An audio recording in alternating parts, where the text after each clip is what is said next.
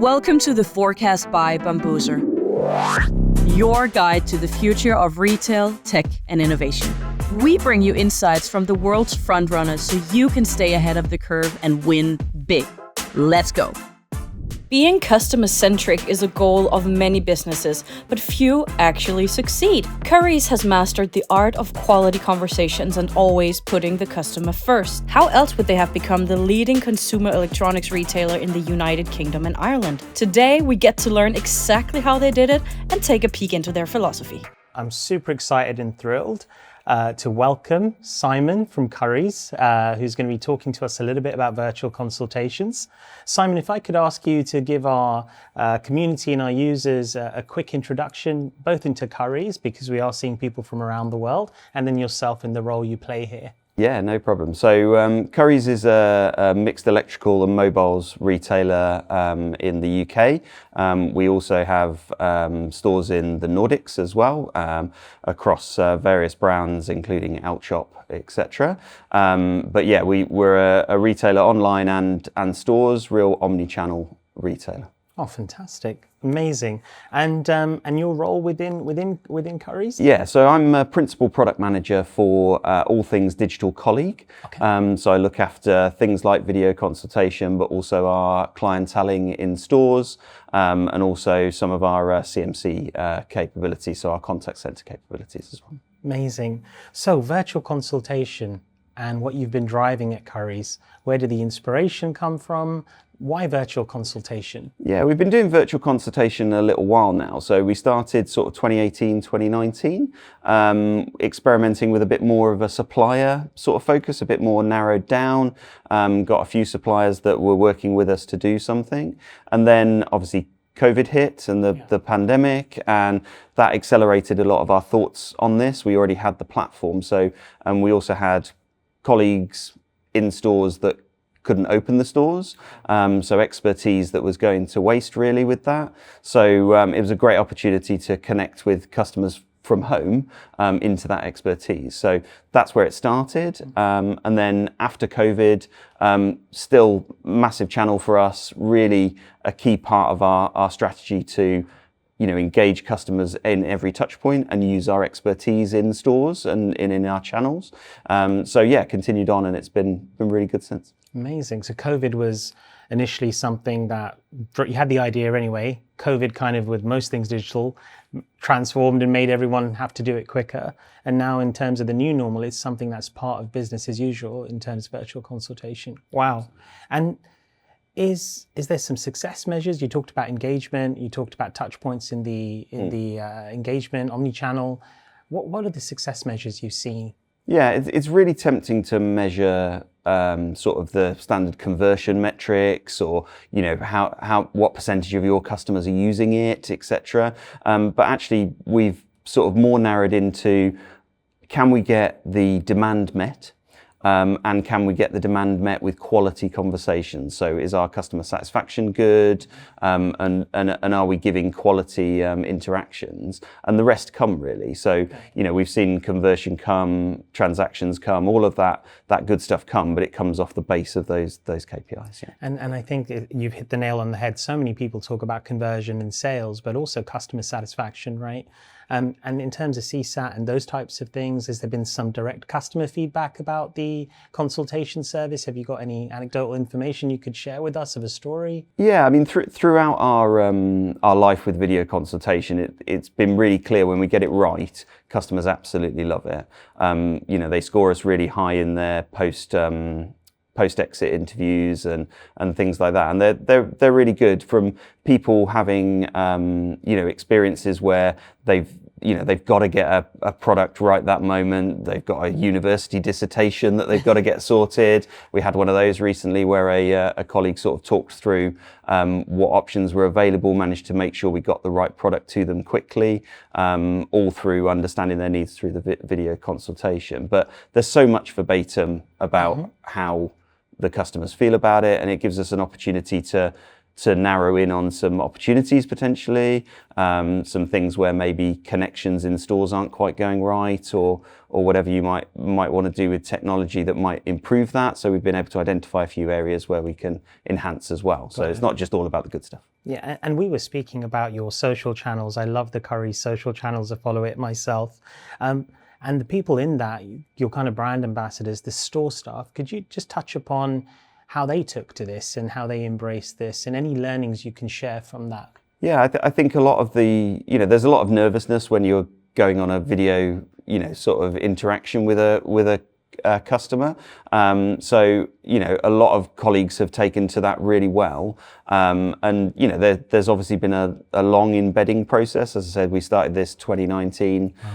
So it's taken a while to embed a lot of those behaviors and how to interact in that medium. But yeah, they really have taken to it well. The system and processes are really easy, so it's really easy for them to pick up. What we use in store is the iPads, connect to the customer experience, and they don't really worry about that side of things and just concentrate on serving the customer. Okay, and I think with the audience that are listening into us right now, a lot of them have dabbled or tried virtual consultation. If they haven't started, or if they haven't brought that into their business yet, what would you say to them in terms of things that you've learned, things that went well, things that could be improved? Like, what advice would you give them? Yeah, I think the key for video consultation is that it's not the only channel. It's not the only thing you should do. It's not the final thing to the picture. It's part of that picture of that interaction with the customer. The customers are more and more demanding access to information or service wherever they want to. It's not about what we want to put forward and they use just that channel. So the video consultation has been really important in building that picture of it. And then from an interaction point, there's lots of opportunities where customers really do want that one-to-one conversation, but can't get to the stores, or they're quite remote. We don't have stores just around the corner of everybody. So yeah, it's really important to be able to connect all of those customers that can't interact with a brand, locally. Yeah, so it's giving access to everyone, basically. I know, totally understand. And in terms of some of the things that maybe you would say you took from learnings, as in things that you would have done differently, is there anything you could share that you might have done differently? Yeah, I think it took a while to get the sort of true ownership and use of all of the features. So, taking a video call and doing the video call was fine, but using features like sending the customer to a particular page that the colleague is searching for, those sort of things need a bit more embedding, and I think we could have done more to sort of make them aware of those features.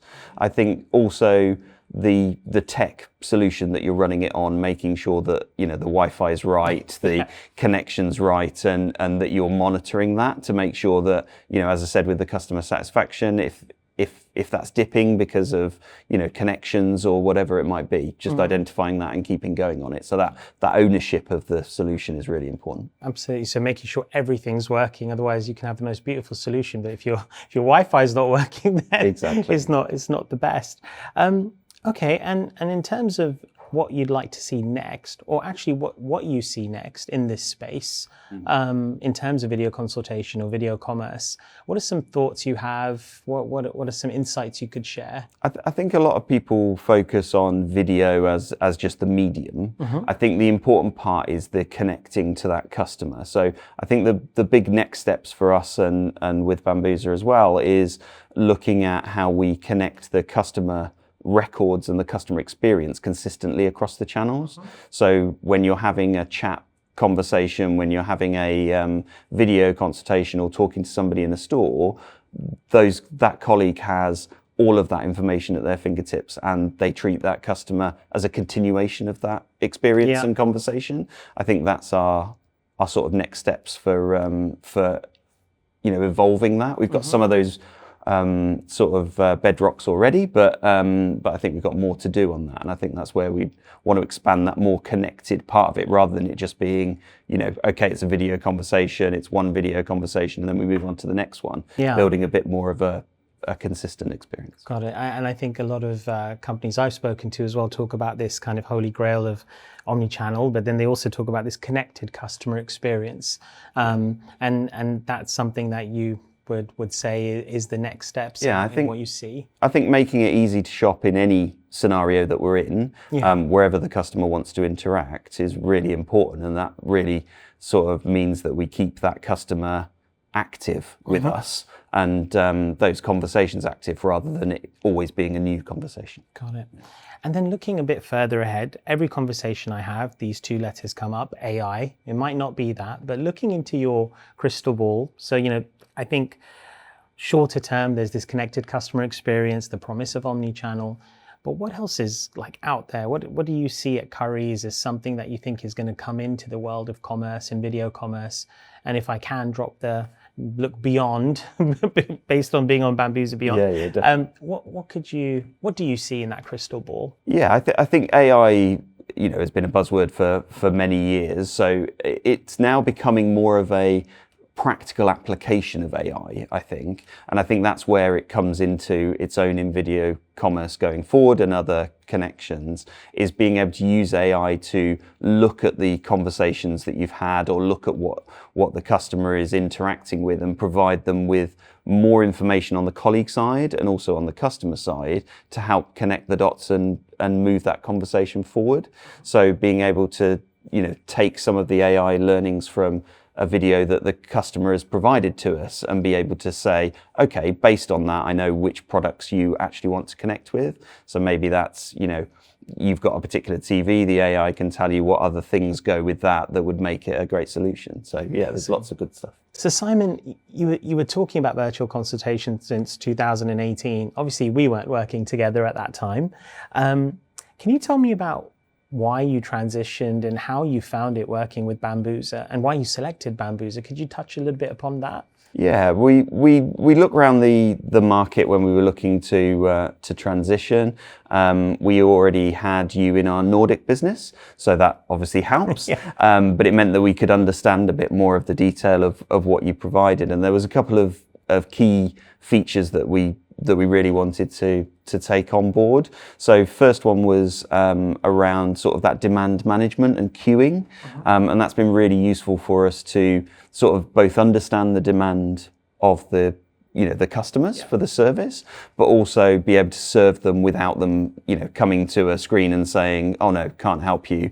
They're able to queue and get to a colleague. So no, that's been really good. And then the second one, not very glamorous particularly, but is the ability to use single sign-on. So going forward, we want to be able to unlock the more power of more of our colleagues, which makes it much easier if we've got single sign-on. So we're working on that at the moment, and that will really help us meet the demand that we understand from the queuing. So that's really good. And generally, it's been it was a great decision to move to you in terms of looking at the features that you give, and the roadmap that we've got going forward. That's amazing. I think the things you touched upon there, from a consumer myself, that waiting time to speak to someone, I think we feel spoilt, right? So I totally understand that. And also from a compliance side with our single sign-on, to make sure that anyone can log in securely and access the systems is supremely important. So